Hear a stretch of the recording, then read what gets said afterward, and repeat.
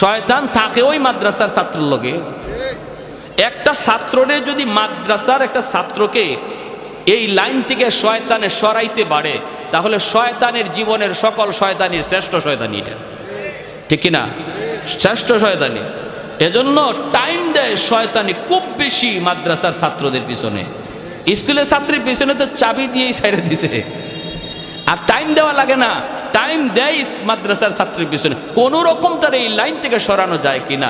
আমরা যখন বিশেষ করে হিফজের ছাত্ররা, বিশেষ করে হিফজখানার ছাত্র, এরা একদম একদম বেহালত অবস্থা। আমরা তো হিফজে পড়ছি না, জামাতে পড়ছি। যখনই মাদ্রাসার নামাজের টাইম হতো, হিফজের ছাত্ররা মসজিদে আসতো, তখন আমরা জামাতের ছাত্ররা ওদেরকে সাইড দিতাম আর বলতাম ইয়াজুজ মাজুজ আসতেছে। কারে ঘুষি দিব, কারে কোন দিকে ফালাইব লাথি দিয়া, কোন গাছের ডাল ছিঁড়বো, এটা হিসাব নাই। কারণ এতক্ষণ পর্যন্ত আসিল একটা বন্দির ভিতরে, পারছে না, শয়তানে আঙ্গুল দিয়েও পারছে না, কারণ হুজুরে বেদ সামনে। আর এখন একটু সুযোগ পাইছে, এজন্য আসতেছে, এজন্য আসতেছে। একদিন আমি সিলেট এক মাদ্রাসায় পড়ি, যখন ওই পিছনে নামাজে দাঁড়াইছে আর হিফজের ছাত্ররা পিছনে কিলাকিলি ঘুষাঘুষি শুরু করে দিছে। মাদ্রাসার একজন এই খুব শুভাকাঙ্ক্ষী একজন মুরব্বী মানুষ, হাজি সাহেব, মাদ্রাসার পাশেই, মাদ্রাসার দিকে খেয়াল করে, মাশাআল্লাহ খুব ভালো, কিন্তু উনি দোষ ধরে বেশি বেশি, মাদ্রাসার ছাত্রদের ভুল বেশি ধরে, উস্তাদদেরকে বলে। তো ওনারে দেখলে আমরা ভয় পাইতাম, একদম সোজা হয়ে দাঁড়াই থাকতাম। উনিও মসজিদে নামাজে, আমরাও নামাজে, পিছনে ধুমধাম শুরু হয়েছে কিলাকিলি ঘুষাঘুষি। নামাজ শেষ হওয়ার পর আমি মনে মনে ভাবতেছি, আল্লাহ আজকে হাজি সাহেব যে কি কয় আল্লাহ জানে, আল্লাহ জানে। নামাজটা শেষ হয়েছে পরে হাজি সাহেব দাঁড়াই গেছে, হুজুর। মসজিদ নীরব। সিলেটি ভাষা বুঝেননি আপনারা? কিছু কিছু বুঝেন, বুঝছেন? ওতানি ভুয়া ফান্ডে হিকাইন, তেল লাগলে তেল দেই, ডাউল লাগলে ডাউল দেই, চাউল লাগলে চাউল দেই, আর ফুয়াইনতে যে কিতা শুরু করেন খাইয়া তেল বানায় না। মানে যা চাই না আপনারা, আমরা তো তাই দেই। আর এই তেল খাইয়া বলে পিছনে নামাজে কিলাকিলি ঘুষাঘুষি করে। নাজিম সাহেব হুজুর দাঁড়াইছে, নাজিম হাজি সাহেব বন বন বন, হাজি সাহেব কি হয়েছে? ও মা তুমি কি হয়েছে? নামাজ নমাজ পড়তাম পারছি না, ফুয়াইনতের কিলাকিলি আর ঘুষাঘুষির খেলায়। হুজুরে কয়, হাজি সাহেব হনুকাতে, হনুকা ফুয়া ফানে পিছনে ঘুষাঘুষি কইরে তো আমার আপনারে নামাজ পড়ার সুযোগ করে দিছে। অতা কিতাম আপনি বলে যে অত তো শয়তান আইবার লইছিল আমার আপনার দ্বারো, আইয়া আমারে আপনারে কিলাকিলি লাগাইতো, ফুয়া ফানে পিছনে শয়তানরে আটকায় রাখছে, নইলে তো আমি আপনি কিলাকিলি লাগাই দিতাম। কই ওতা হাদিস তো হুজুর আগে শুনছি না, তে তো বালা, তে তো বালা, তে তো ফুয়াইনতে বালা কাম করছো। বুড়া মানুষ, আমি কি কিলঘুষি লইতে পারতাম নি? এই অবস্থা। এজন্য বলি ছোটো ছোটো বাচ্চারা একটু এদিক সেদিক নড়াচড়া হরকত করব, এগুলা মায়ার দৃষ্টিতে দেখবেন, মায়ার দৃষ্টিতে। কারণ এরা জেনতেন কোনো মানুষ না, আল্লাহর পছন্দকৃত, আল্লাহর বাছাইকৃত, আল্লাহ বাছাই করে আনছেন। এই সিনার মধ্যে আল্লাহর কালাম আমানত থাকবে। মায়া করে ডাক দেবেন, বাবা এদিকে আসো, নেসাবজি এদিকে আসো, মুন্সি সাহেব এদিকে আসো, নাম ধরেও না। আমাদের সিলেটের নুরুদ্দিন ঘরপুরি রহমতুল্লাহি আলাইহি বহুত বড় আল্লাহর একজন ওয়ালি ছিলেন। শনি মঙ্গলবারে হুজুরে পানি ফোড়া দিতেন, পানিতে ফু দিতেন, মানুষ বোতল নিয়ে আসতো পানি ফোড়া নেওয়ার জন্য, হাজার হাজার মানুষের লাইন ধরতো পানি ফোড়া নেওয়ার জন্য। হুজুরে পানি ফোড়া কেমন করে সবাই দিবেন? হুজুরে কাম করতেন কি কাম? এক কাম করতেন কি আজীব কাম। ইনি মাদ্রাসার সামনে বিশাল বড় একটা পুকুর, এই পুকুরের মাঝে ফু দিয়া হুজুর চলে যাইতেন। বুঝছেন অবস্থা? পুকুরে ফু দিয়া হুজুরে বলতেন পানি নাও। পুকুর থেকে মানুষ পানি নিত, পানিতে কাম হয়ে যাইত। লন্ডন থেকে হুজুরের এক ভক্ত আসছে, হুজুরের ভক্ত, কঠিন ভক্ত। কয় হুজুর আমি লন্ডন থেকে আপনার পাগল হয়ে আইছি, হুজুর একটু পানি ভরার লাগি। হুজুরে কয় পুকুরও ফু দিছি। কয় হুজুর পুকুরের এক কোনায় ফু দিছেন, আর এক কোনায় ফু গেল কেমনে? হুজুর কয় গেল কেমনে তোমার বুঝে আসে না? কয় হুজুর আমার একই নয় না। হুজুর একই নয় কিন্তু ইতমিনানে কলব হয় না। হুজুর এই যে আমি একটু জগ লই আইছি, এই জগটার মধ্যে একটু ফু দেন, আমার খাস ভাবে একটা ফু দেন। হুজুরে কয় তুমি খাস ভাবে ফুনিবা, ঠিক আছে জগ ভালো করে ধরো। হুজুরে কন না সুবহানাল্লাহ। কাচের জগ, কাচের জগ। আমাদের উস্তাদরা পাশে ছিলেন যারা নিজের চোখে দেখছেন। হুজুর বলতেছেন জগ দুই হাতে ধরো, দুই হাতে ধরো, ভালো করে ধরো, আমি ফু দিতেছি। এই লোক কাচের জগটা এভাবে ধরছে, আর আল্লাহর ওলি আস্তে যায় খালি পানিতে ফু দিছেন। ফু দেওয়া মাত্রই কাচের জগ টাস টাস করে কাচগুলা ভাঙ্গিয়া পানি মাটিতে পড়ে গেছে, চুরমার হয়ে গেছে কাচের জগ। আল্লাহর কোরআনের আসর আসেনি না নাই?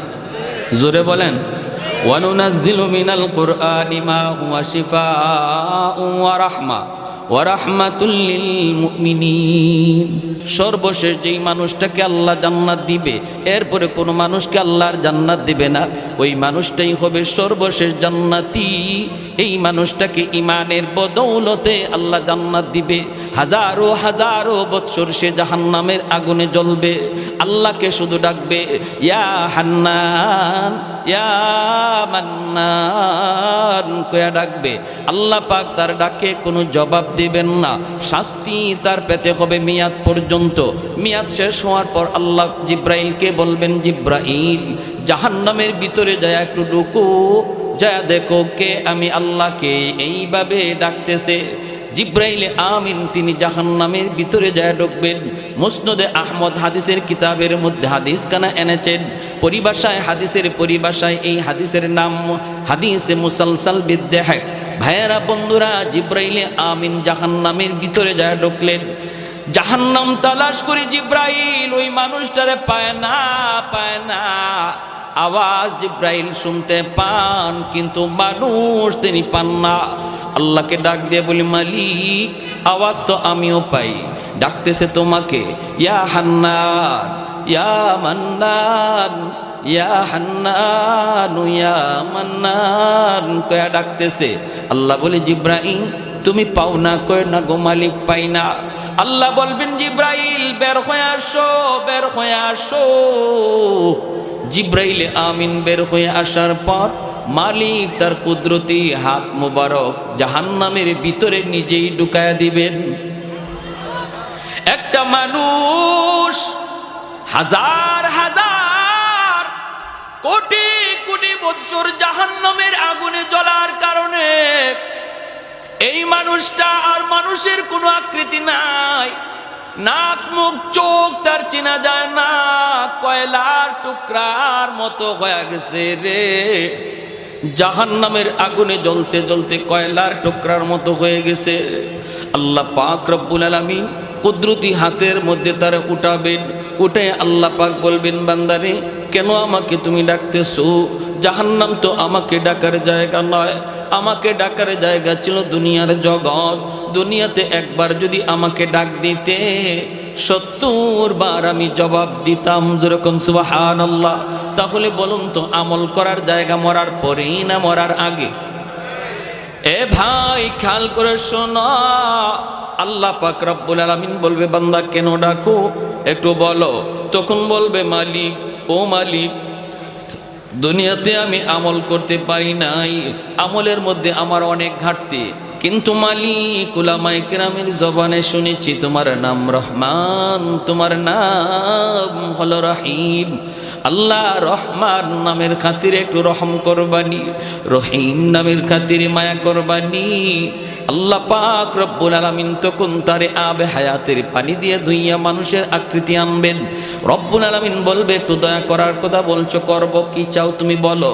কয়, আল্লাহ আমাকে তুমি জাহান্নামের নিচে ফেলায় রাখছো, দয়া করে যদি একটু উপরে উঠাইতা, একটু যদি তুমি জাহান্নামের উপরে দরজার কাছে রেখে দিতা গো। ও মালিক তুমি তো পারো, তোমার নাম রহমান।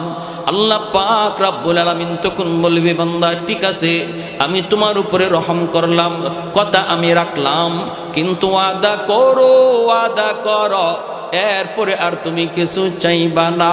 কই না গো মালিক, আমি আর কিছু চাইবো না। জাহান্নামের দরজার পাশে এনে আল্লাহ তারে রেখে দিবেন। কিছুক্ষণ পরই আবার আল্লাহকে ডাক শুরু করবে, ইয়া হান্নান ইয়া মান্নান কয়া আবার ডাক শুরু করলো। বান্দা কি হয়েছে আবার কেন ডাক দিয়েছো? কইব মালিক, আমাকে যেই জায়গায় তুমি রেখে দিয়েছো এই জায়গাটা জাহান্নামের দরজার পাশ। আল্লাহ, তুমি আমারে যেইখানে রাখছো এটা জাহান্নামের দরজার পাশ। এই জায়গাটা যেমন দরজার পাশ, ওই জায়গাটাও দরজার পাশ। আল্লাহ, তুমি যদি আমাকে দয়া করে এই পাশে না রেখে ওই পাশে রেখে দিতা। তোমার নাম তো রহমান, তোমার নাম তো রহিম। বলুন তো, আপনারা বুঝে থাকলে বলুন, দরজার এই পাশ ওই পাশ বেশ কম আসেনি না নাই? আরো জোরে। এই পাশ হলো জাহান্নামের ভিতর, আর সে এখন যে পাশে যাইতে চায় এটা জাহান্নামের বাহির। সেই কথা কয় না আল্লাহ আমারে জাহান্নামের বাহিরে দিয়া দেও, এই কথা কয় না। না কয়ে বুদ্ধি করে কয়, আল্লাহ আমারে যেখানে রাখছো এটা তো দরজার পাশ, তো এই পাশে না রাখি আমার ওই পাশে রেখে দাও। আল্লাহ পাক রব্বুল আলামিন তখন বলবে, বান্দা তুই না ওয়াদা করেছিলি আর কিছু চাইবি না? কয় মালিক, আমি তোমার দয়ার কাঙ্গাল, আমি তোমার মায়ার কাঙ্গাল। আল্লাহ, তুমি তো দয়া করলে কারো কাছে তোমার জবাব দেওয়া লাগবে না। রব্বুল আলামিন তখন বলবে, বান্দারি ঠিক আছে, তোর কথা আমি রাখলাম, দরজার ওই পাশেই রেখে দিলাম, কিন্তু ওই পাশটা তো জাহান্নামের বাহির। বুদ্ধি করে তুই কথা বলছো নে, আমি তোর কথা রাখলাম, কিন্তু ওয়াদা কর এরপরে আর কিছু চাইবা না। এরপরে আর কিছু? কয় মালিক ওয়াদা করলাম, আর কিছুই চাইমু না, কিছুই চাইমু না। আল্লাহ পাকের কাছে দ্বিতীয়বার ওয়াদা করলো। আল্লাহ তারে জাহান্নামের বাহিরে এনে রেখে দিলেন। কিছু দূর যাবার, কিছুক্ষণ যাবার পরেই সে তাকায়া দেখে, ওই যে দেখা যায় জান্নাতের গেট। জান্নাতের গেটটা তার নজরে পড়লো। জান্নাতুল ফিরদাউস, জান্নাতুন নাঈম, জান্নাতুল মাওয়া। জান্নাতের গেটটা দেখে আবার ডাক শুরু করে দিছে, মালিক। আল্লাহ পাক তখন কইব, বান্দারে কেন আবার ডাক দিলি? কয় মালিক, আমারে তুমি যেই জায়গায় রাখছো এই জায়গাটা জাহান্নামের ভিতরেও না, জান্নাতের ভিতরেও না। আল্লাহ, আমাকে যেখানে রাখছো এখানে রাখা যে কথা, জান্নাতের গেইটের পাশে রাখা এক কথা। ওই বুঝে আসছে আপনাদের? আমি বলি না আমাকে জান্নাত দিয়া দাও, গেইটের পাশে একটু রেখে দাও, এখানে রাখা আর ওখানে রাখা এক কথা। আল্লাহ পাক রব্বুল আলামিন কয়, বান্দা আমিও তো বুঝি এক কথা ওই, কিন্তু তুই না ওয়াদা করেছিলি এরপরে আর কিছু চাইবি না। তখনই কই, মালিক আমি তোমার দয়ার কাঙ্গাল, আমি তোমার মায়ার ভিখারি। আল্লাহ বলেন, বান্দা নে, এই কথাও আমি রাখলাম, তোর জান্নাতের গেটের পাশেই রাখলাম, তবে ওয়াদা কর এরপরে আর কিছু চাইবি না। কয় মালিক, আর কি চাওয়ার আছে? এত দূর পর্যন্ত আইছি, এটাই শুকরিয়া, এর বেশি আর কেমনে চাইমু? আমার পুঞ্জি নাই, আমার তো মূলধন নাই। আল্লাহ বললেন, ঠিক আছে, ইয়াদ রাখিস, জান্নাতের গেটের পাশে এনে যখন আল্লাহ রেখে দিলেন, এইবার সে জান্নাতের ভিতরটা দেখার জন্য পাগল, একটু ছিদ্র তালাশ করে, ছিদ্র দিয়া জান্নাতের ভিতরটা একটু দেখবে। আল্লাহ পাক রব্বুল আলামিনের মানসা হলো তারে আল্লাহ পাক জান্নাতের ভিতর দেখাবে। এরে যুবক, আজকে কোন নেশায় পড়ে তুমি এত পাগল হইছো? কোন পাগলে তোমারে পাইছে? কোন শান্তির আশায় তুমি দৌড়াইতেছো? কোন মজা পাইয়া বেঈমানদের ষড়যন্ত্রে পা দিয়ে দিছো? জান্নাতের যেই শান্তি আর নিয়ামত আর আনন্দ, আল্লাহ পাক জান্নাতের গেট অল্প এক পলকের জন্য আল্লাহ গেটটা একটু ফাঁক করে দিবে তার এক নজর দেখার জন্য। সুবহানাল্লাহ, জোরে কোন। যেই মাত্র নজরটা একটু এক পলকের জন্য জান্নাতের ভিতরে পড়ছে, সাথে সাথে আবার গেট লেগে গেল। এক পলকের জন্য জান্নাতের আরামাইশ, আনন্দ আর চিত্ত বিনোদনের যেই দৃশ্য আল্লাহ রেখে দিয়েছে, এই দৃশ্য দেখা মাত্রই আবার পাগল হইয়া ওয়াদার কথা বইলা আবার ডাক শুরু করছে। আল্লাহ আবার বলবে, বান্দা আবার কেন ডাক দিলি? তখনই কয়, আল্লাহ আমারে কি দেখাইছো তুমি? এতদিন দেখি নাই, ভালোই তো ছিলাম, দেখে তো পাগল হয়ে গেলাম। আল্লাহ কি রাখছো তুমি জান্নাতের ভিতরে? আদাতুল ইবাদিয়াস সালিহিন মা লা আইনুন রাআত ওয়ালা উযুনুন সামিআত ওয়ালা খাতারা আলা কলবি বাশার।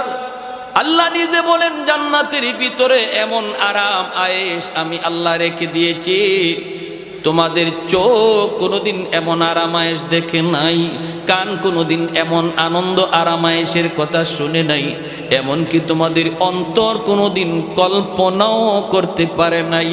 এত আনন্দ এত আরাম আমি জান্নাতে রেখে দিয়েছি রে বান্দা। ভাইয়েরা বন্ধুরা, এই দৃশ্যটা দেখা মাত্রই সে পাগল হয়ে আবার ডাক দিবে। আল্লাহ পাক রব্বুল আলামিন বলবে, বান্দা কি হয়েছে বল? কয় মালিক, আমার এক নজর দেখে তৃপ্তি মিটে নাই। আল্লাহ আমাকে তুমি একটু ভালো করে দেখার সুযোগ দিবানি। আমি শুধু জান্নাতের ভিতরে ঢুকবো দেখার জন্য, দেখি আবার দৌড় দিয়া বের হয়ে আসবো। আমি জান্নাতে থাকবো না, কারণ থাকার মতো আমার কাছে কোনো মূলধন নাই, পুঁজি নাই। আমার তো জীবনে নেক আমল কম, আল্লাহ আমি তো আমল করতে পারি নাই, কিন্তু অন্তরের মধ্যে ঈমান রয়েছে। নবী বলেন, লা ইয়াদখুলুন নারা আহাদুন ফি কলবিহি মিসকালু হাববাতি খারদালিম মিন ঈমান। ঈমানের সরিষা পরিমাণ দানাও যার অন্তরে থাকবে, আল্লাহ তারও চিরকাল জাহান্নামে জ্বালাবে না। জোরে কোন সুবহানাল্লাহ। আল্লাহ পাক রব্বুল আলামিন কইব, বান্দা এবার তুই নিজে বল কতবার তুই ওয়াদা করলি আর কতবার ভাঙলি রে? তখনও কইব, মালিক আমি তোমার দয়ার কাঙ্গাল, আমি তোমার মায়ার কাঙ্গাল। আল্লাহ পাক তখনও তার উপরে দয়া করবে। কেন দয়া করবে না? কারণ আল্লাহর মানসাই হলো তারে জান্নাত দেওয়া, সর্বশেষ জান্নাতি। এরপরে কোন লোককে আল্লাহ আর জান্নাতে দিবে না। সেই সর্বশেষ জান্নাতের দরজা আল্লাহ সিলগানা মারবে, আর কোনো মানুষ জান্নাতে ঢুকতে পারবে না। এই মানুষটারে আল্লাহ বলবে, যা দিলাম তোরে জান্নাত দেখার, কিন্তু সময় কত দূর। আল্লাহ ঢুকমু আর বের হয়ে আসবে। আল্লাহ পাক এই কথার মধ্যে ওয়াদা চিনি, ওয়াদা 100%। বলে আগের মতোই না, নতুন করে না, আগের মতো না, আগের মতো না। এই ওয়াদা আমি ভাঙবো না, ঢুকবো আর বের হয়ে আসবো। আল্লাহ বলতেছেন বারবার, শোন ভালো করে বল, আগের মতো নাকি পাকা পোক্তা? কয় পাকা পোক্তা। আল্লাহ আগের মতো হবে না। এইবার আল্লাহ পাক বললেন, ঠিক আছে ঢুকবি আর বের হয়ে আসবি, দেরি করবি না। যেই মাত্র আল্লাহ পাক জান্নাতের গেটটা একটু খুলে দিবেন তারে জান্নাত দেখার জন্য, মায়ার নবী হাদিস শরীফের ভিতরে বলেন, এই লোকটা তখন 16ই ডিসেম্বরে দৌড় প্রতিযোগিতায় যেমন বাচ্চারা দৌড় দেয়, কোমর একদম শক্ত কইরা, সেও এরকম প্রস্তুতি নিবে দৌড় দেওয়ার জন্য। গেটটা খোলা মাত্রই এমন একটা দৌড় দিছে, আর পিছনের দিকে আর ফিরে তাকায় না, শুধু ভিতরে ঢুকে দেখা দেখি বন্ধ, খালি ভিতরে ঢুকি। ওর মনে ইচ্ছা হইল আগে ভিতরে ঢুকি, বের হতে যেন সময় লাগে, দেখমু পরে, আগে ভিতরে ঢুকি। যদি আল্লাহ বের হ, বাইরে বার সময় খালি দেখমু। এমন দৌড়, আর পিছনে তাকায় না। আল্লাহ পাক দিছে ধমক, এই বান্দা থাম। ধমক খাইয়ে থামছে। আল্লাহ পাক কয়, কি রে, এটাই ওয়াদা ছিল? এটাই কি তোমার সাথে কথা ছিল? বের হও। যখনই আল্লাহ বলছে বের হও, তখনই মাথাটা নিচের দিকে দিয়া অনুতপ্ত হইয়া অনুশোচনার সাথে কই, মালিক তুমি আমাকে বুঝি জান্নাত থেকে বের করে দিবা? আল্লাহ পাক কয়, আমি কেন বের করব? তুই তো নিজেই বললি জান্নাতে ঢুকবি আর বের হয়ে আসবি। কোন মালিক, তুমি যদি আমাকে জান্নাত থেকে বের করে দাও গো, তাহলে তোমার ওয়াদা ভাঙ্গা হবে। আল্লাহরে কয়, কথা বুঝছেন? আমারে যদি এখন তুমি জান্নাত থেকে বের করে দেও, তোমার ওয়াদা ভাঙ্গা হবে। আল্লাহ পাক কইলি কি তুই? আমি তোর সাথে কখন ওয়াদা করলাম? এতক্ষণ পর্যন্ত শুধু ওয়াদা করলি তুই, আর ভাঙলেও তুই। এখন আমি তোর সাথে কখন ওয়াদা করলাম? কয় মালিক, আমার সাথে ওয়াদা করো নাই, কিন্তু মুমিনদের সাথে কোরআনে ওয়াদা করেছো। আমি উলামায়ে কেরামের জবানে শুনছি, আল্লাহ তুমি যারে একবার জান্নাত দাও, এই জান্নাত থেকে আর তুমি বের করো না, এটা তোমার ওয়াদা নি। আল্লাহ পাক কই হয় এটা তো আমার ওয়াদা ঠিকই আছে। কই যদি ওয়াদা ঠিক থাকে আমি তো কোনো না কোনো শুরুতে বুদ্ধি করে হোক আর চালাকি করে হোক ঢুকে গেছি। আমি তো জান্নাতে ঢুকে পড়েছি, বুদ্ধি করে হোক আর চালাকি করে হোক জান্নাতে ঢুকে পড়েছি। এখন যদি তুমি আমাকে বের করে দেও তোমার ওয়াদা খেলাফি হয়। রব্বুল আলামিন তখন কুদরতি মুস্কি হাসলেন। সুবহানাল্লাহ, জোরে কর, আর একটু জোরে কর না সুবহানাল্লাহ। আল্লাহ কুদরতি মুস্কি হাসা কই বান্দারে চালাকিটা তো কম করলি না। মনে হয় বাঙালি, চালাকিটা তো কম করলি না।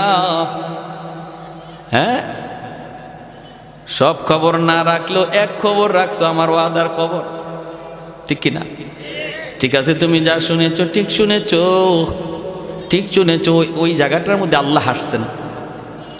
জিব্রাইল আমিন যখন নবীরে এই হাদিস শোনাইতেছেন তো আল্লাহ নবী এখানে হেরি চালাকি শুনে আল্লাহ নবীও হাসে দিছেন, জিব্রাইল আমিনও হাসে দিছেন। তা আল্লাহ নবী জিজ্ঞেস করতেছে, নবী সাহাবীদেরকে শোনাইতেছেন, সাহাবায়ে কেরামও এখানে হাসে দিচ্ছেন। সাহাবায়ে কেরাম আল্লাহ নবীরে জিজ্ঞেস করে নবীকে হাসলেন কেন? নবীকে আমি হাসছি কেন এটা কি বলবো? জিব্রাইল আমারে শোনায় আর হাসে। জিব্রাইল হাসছে। আমি জিব্রাইলকে জিজ্ঞেস করেছিলাম, ভাই জিব্রাইল আপনি হাসলেন কেন? জিব্রাইল কয়, নবীকে আমি হাসবো না, আল্লাহ নিজেই হাসে দিছে। হের কথা শুনে আল্লাহ নিজেই হাসে দিছে। এজন্য এই হাদিস আমাদেরকে আমাদের উস্তাদরা পড়াইছেন, আমিও আপনাদেরকে শোনাইলাম। এই জায়গাতে আইসা সবারই একটু মুচকি হাসি বের হয়। আর এই হাসিটা এমন এক সুন্নত, সাহাবায়ে কেরামের সুন্নত, নবীর সুন্নত, জিব্রাইলের সুন্নত, আল্লাহর সুন্নত। সুবহানাল্লাহ। কিয়ামত পর্যন্ত আমার নবীর এই হাসিটা জারি থাকবে। এজন্য হাদিসের পরিভাষায় এই হাদিসটাকে হাদিসে মুসালসাল বিদ্দেহেক বলা হয়। এজন্য বলছিলাম হাসি আনন্দ ইসলামে আছে, নবীজিও কৌতুক করেছেন। এরপরে ঘটনাটা কি হয়েছে তার সাথে আমি পরে বলতেছি, শুধু একটু কথা বলে নেই। নবীজি একবার সাহাবায়ে কেরামদেরকে নিয়ে এরকমভাবে গুল হয়ে বসছেন, আর নবী বলতেছেন, সাহাবীরা শোনো, খেজুর তো মাঝখানে আছে, খেজুর খাবা ভালো কথা, কিন্তু ফাঁকে আমার কিছু কথা শুনো, দিনই আলোচনা, খেজুরও খাও দিনের কথাও শোনো। সাহাবায়ে কেরাম গুল হইয়া বসছেন, নবীজির পাশেই বসছেন নবীজির দামান, আমাদের সিলেটি ভাষায় কয় দামান, আপনারা বলেন মেয়ের জামাই, ঠিক না? জামাতা কিনি কে?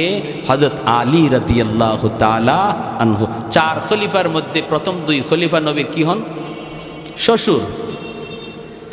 জিগাও নে, খেলোয়াড়ের নাম যুবকরা সবার আগে কইব, কিন্তু এই জিনিসের খবর নেই। 4 খলিফা, প্রথম 2 খলিফা নবীর কি হন?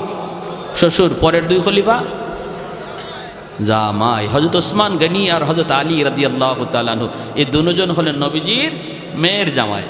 আর আবু বকর সিদ্দিক আর হযরত ওমর রাদিয়াল্লাহু তাআলা আনহুমা তারা হলেন নবীজির শ্বশুর। তো আলী রাদিয়াল্লাহু তাআলা আনহু নবীজির মেয়ের জামাই, অর্থাৎ খাতুনে জান্নাত ফাতেমা রাদিয়াল্লাহু তাআলা আনহাকে নবী আলীর কাছে বিয়ে দিয়েছিলেন, এই হিসাবে জামাই। আবার আরেক সম্পর্কে চাচাতো ভাই। তো পাশে বসা নবীজির, খেজুর খাওয়া চলছে, নবীজি দ্বীনের আলোচনা করতেছেন, সবাই আলোচনা শুনতেছে আর খেজুর খাইতেছে। খেজুর খাওয়া শেষ, আলোচনাও শেষ। এইবার নবী বলেন, শোনো, অনেক আলোচনা হলো, মাঝখানে একটা খেজুরের স্তূপ, এটাও শেষ। খাওয়াও চলছে, আলোচনা হইছে, এখন বোঝা দরকার কে কি পরিমাণ খেজুর খাইল, একটু বোঝা লাগবে। সাহাবায়ে কেরাম বলে, নবী গো কেমন করে বুঝবো? খেজুর তো ফেটে গেছে, কার ফেটে কদ্দুর ঢুকছে এটা বুঝবো কেমনে? নবী কই, বোঝার সুরত আছে, যার সামনে যেই পরিমাণ বিচি বোঝা যাবে সে ওই পরিমাণ খাইছে, ঠিক না? সবাই যার যার উরের দিকে তাকাইছেন, দেখেন না বিচি মিল মতোই আছে, যা খাইছেন তাই আছে। কিন্তু সবাই নজর করে যখন আলীর দিকে তাকান, দেখেন আলীর সামনে খেজুরের বিচির স্তূপ, ডাবল বিচি, গিলা দেওয়া।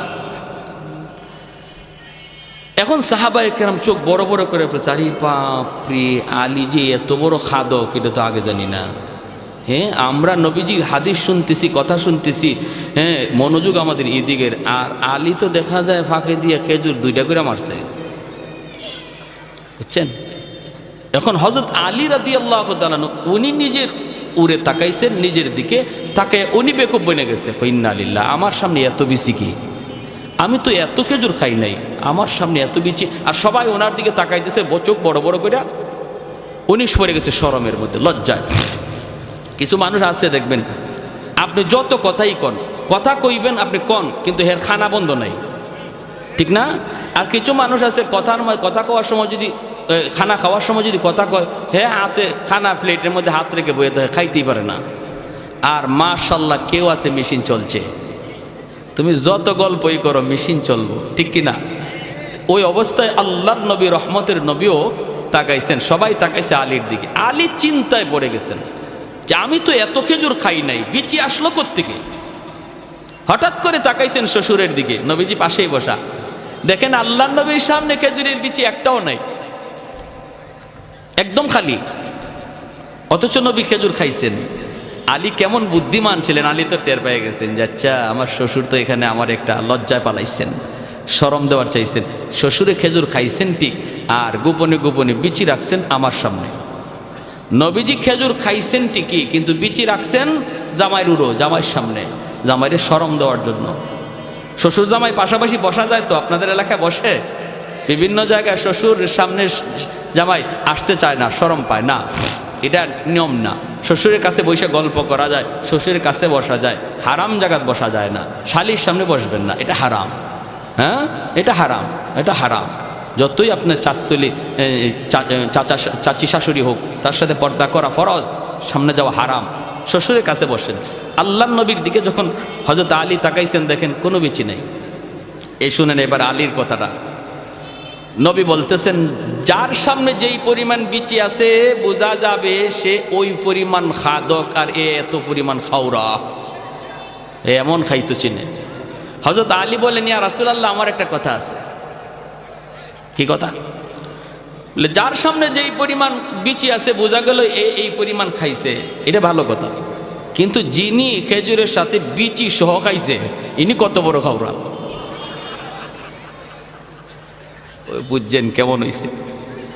আমরা তো বিচি রাখছি, কিন্তু আমাদের মাঝে এমনও কেউ আছে যিনি বিচি সহ খাইলিছে। আল্লাহ নবী মুস্কি হাইসা বলেন, আলী ঠিকই তুমি, আনা মদিনাতুল ইলমি ওয়া আলিয়ুন বাবুহা, আমি এলেমের শহর আর আমার আলী হলো শহরের দরওয়াজা। যেরকম সুবহানাল্লাহ, আল্লাহু আকবার। এজন্য বলতেছিলাম বিনোদনের অনুমোদন ইসলামে আছে, তবে সেটা গান বাজায়া নয়, নারী পুরুষের ডলাডলি করে নয়।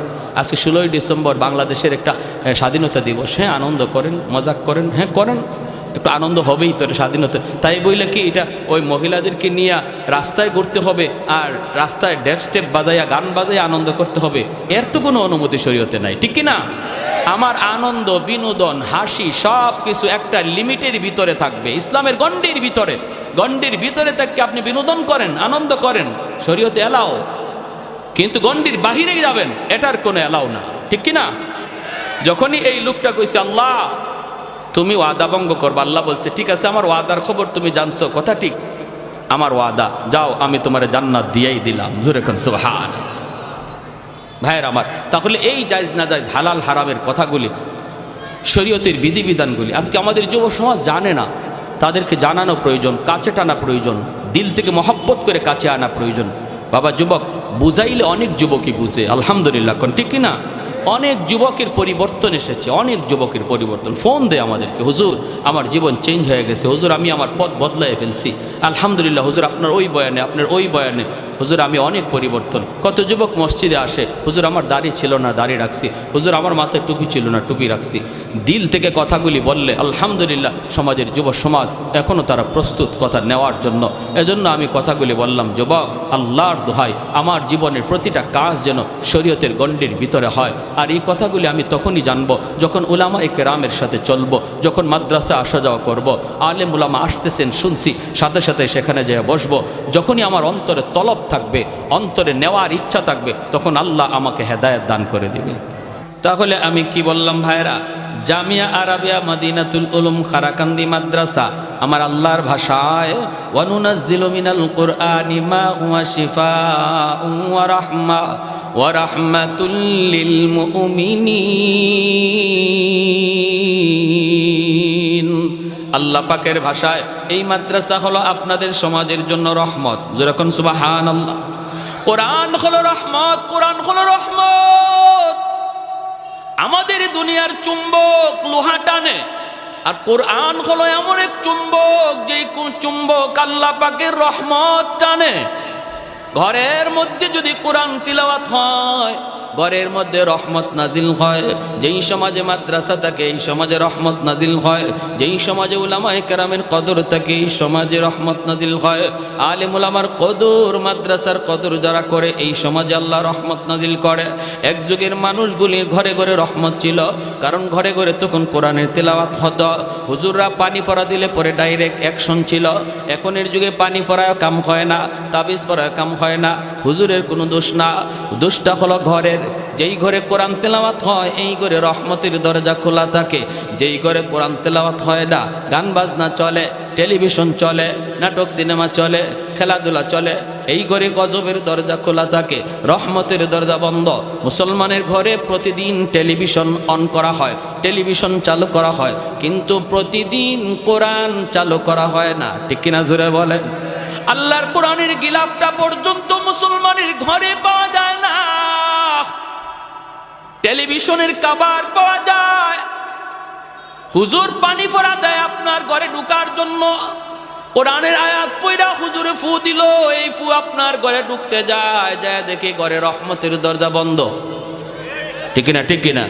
যায় দেখে আপনার ঘরে রহমতের দরজা বন্ধ, ফু ঢুকতে পারে না, কারণ কোরআন রহমতের দরজা ছাড়া ঢুকে না, গজবের দরজা দিয়ে কোরআন ঢুকে না। ওই যুগে ডাইরেক্ট অ্যাকশন ছিল, কারণ মুসলমানের ঘরে রহমতের দরজা খোলা ছিল। বর্তমান যুগে রহমতের দরজা আমরা বন্ধ রাখছি, গজবের দরজা খোলা রাখছি। হুজুর কোরআন পড়ে ফু দেয়, কিন্তু ফুতে অ্যাকশন হয় না। ভাইরা, আল্লাহর কালামের মধ্যে কি পরিমাণ অ্যাকশন! আমাদের সিলেটের নুরুদ্দিন ঘরপুরি রহমতুল্লাহি আলাইহি বহুত বড় আল্লাহর একজন ওয়ালি ছিলেন।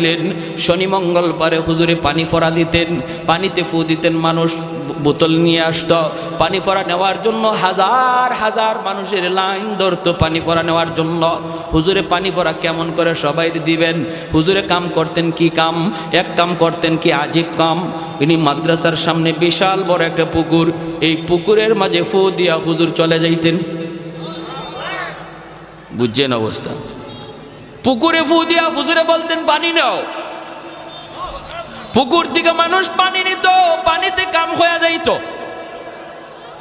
লন্ডন থেকে হুজুরের এক ভক্ত আসছে, হুজুরের ভক্ত, কঠিন ভক্ত।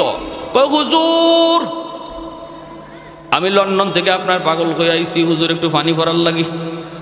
হুজুরে কয় পুকুরও ফু দিছি। কয় হুজুর পুকুরের এক কোনায় ফু দিছেন, আর এক কোনায় ফু গেল কেমনে? হুজুর কয় গেল কেমনে তোমার বুঝে আসে না? কয় হুজুর আমার একই নয় না। হুজুর একই নয়, কিন্তু ইতমিনানে কলব হয় না। হুজুর এই যে আমি একটু জগ লই আইছি, এই জগটার মধ্যে একটু ফু দেন, আমার খাস ভাবে একটা ফু দেন। হুজুর কয় তুমি খাস ভাবে ফু নিবা? ঠিক আছে, জগ ভালো করে ধরো। হুজুরে কন না সুবহানাল্লাহ।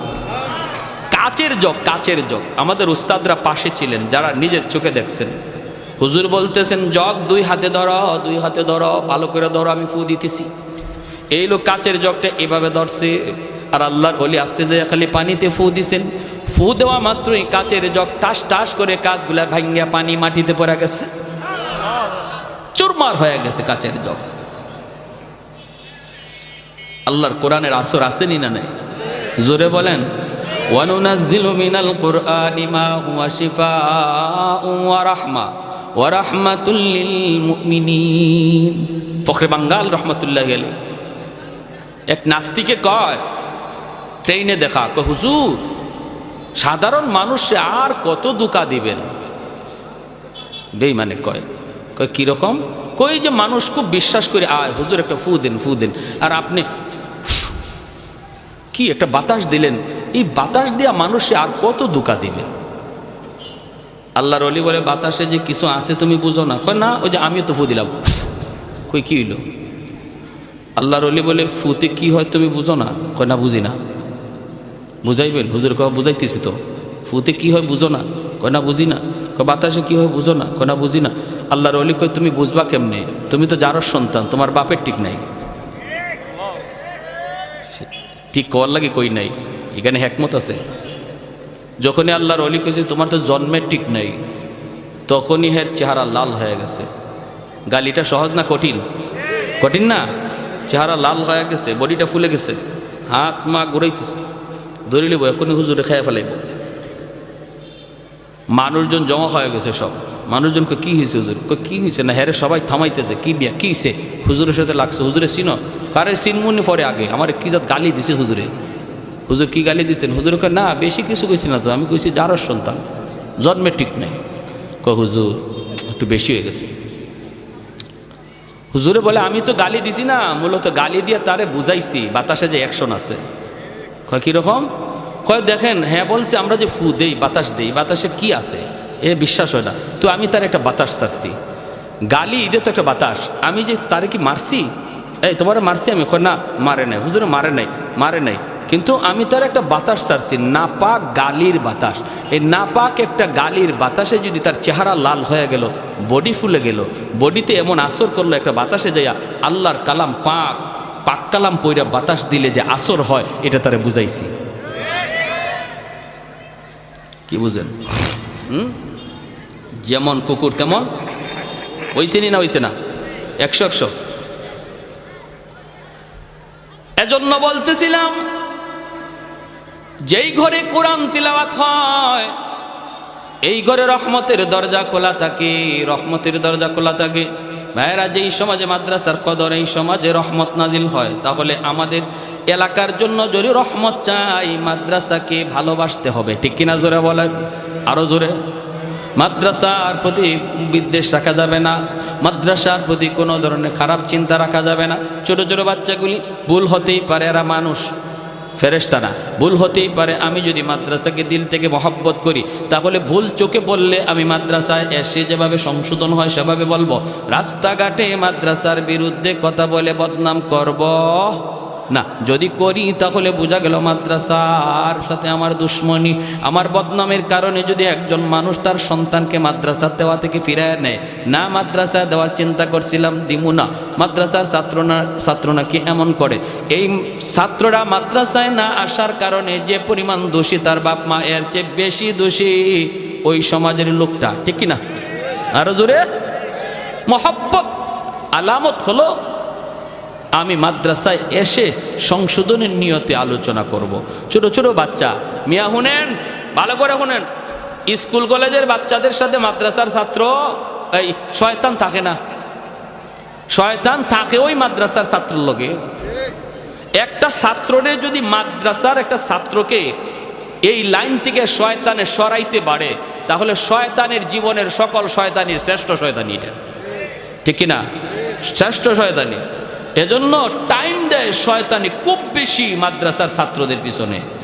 স্কুলের ছাত্রের পিছনে তো চাবি দিয়েই ছেড়ে দিছে, আর টাইম দেওয়া লাগে না, টাইম দেয় মাদ্রাসার ছাত্রের পিছনে। কোনো রকম তার এই লাইন থেকে সরানো যায় কিনা।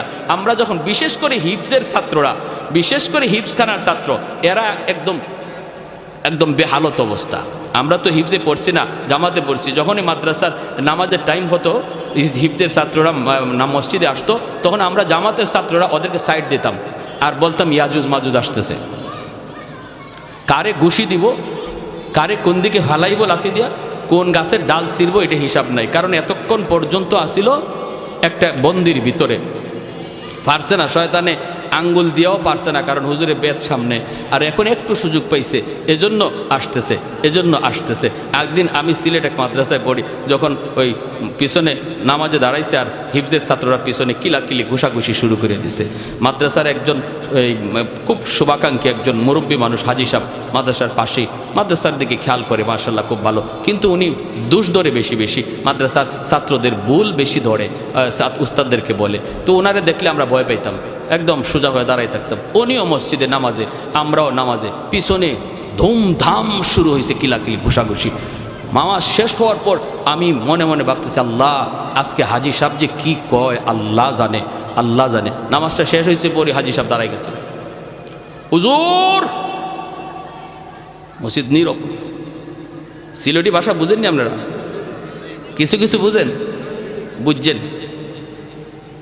অতানি ভুয়া ফান্ডে হিকাইন, তেল লাগলে তেল দেই, ডাউল লাগলে ডাউল দেই, চাউল লাগলে চাউল দেই, আর ফুয়াইনতে যে কিতা শুরু করেন খাইয়া তেল বানায় না। মানে যা চাই না আপনারা আমরা তো তাই দেই। আর এই তেল খাইয়া বলে পিছনে নামাজে কিলাকিলি ঘুষাঘুষি করে। নাজিম সাহেব হুজুর দাঁড়াইছে, নাজিম হাজি সাহেব বন হাজি সাহেব কি হয়েছে? ও মা তুমি কি হয়েছে? নামাজ পড়তাম পারছি না, ফুয়াইন্তের কিলাকিলি আর ঘুষাঘুষির ঠেলায়। হুজুরে কয় হাজি সাহেব হনুকাতে হনুকা ফুয়া ফানে পিছনে ঘুষাঘুষি কইরে তো আমার আপনার নামাজ পড়ার সুযোগ করে দিছে। হয়ে অতা কিতামা তো আপনি বলি যে অত তো শয়তান আইবার লইছিল আমার আপনার দ্বারো, আইয়া আমারে আপনারে কিলাকিলি লাগাইতো, ফুয়া ফানে পিছনে শয়তানরে আটকায় রাখছে, নইলে তো আমি আপনি কিলাকিলি লাগাই দিতাম। কই ওতা হাদিস তো হুজুর আগে শুনছি না, তে তো বালা ফুয়াইনতে বালা কাম করছো। বুড়া মানুষ, আমি কি কিলঘুষি লইতে পারতাম নি? এই অবস্থা। এজন্য বলি ছোট ছোট বাচ্চারা একটু এদিক সেদিক নড়াচড়া হরকত করব, এগুলা মায়ার দৃষ্টিতে দেখবেন, মায়ার দৃষ্টিতে। কারণ এরা জেনতেন কোনো মানুষ না, আল্লাহর পছন্দকৃত, আল্লাহর বাছাইকৃত, আল্লাহ বাছাই করে আনছেন। এই সিনার মধ্যে আল্লাহর কালাম আমানত থাকবে। মায়া করে ডাক দেবেন, বাবা এদিকে আসো, নেসাবজি এদিকে আসো, মুন্সি সাহেব এদিকে আসো, নাম ধরেও না। আল্লাহ সবাইকে বোঝার এবং আমল করার তৌফিক দান করুন। যা কিছু শুনলাম, বিচ্ছিন্ন কিছু কথা বললাম, আল্লাহ সবাইকে আমল করার তৌফিক দান করুন। ওয়া আখির দাওয়ানা আনিল হামদুলিল্লাহ।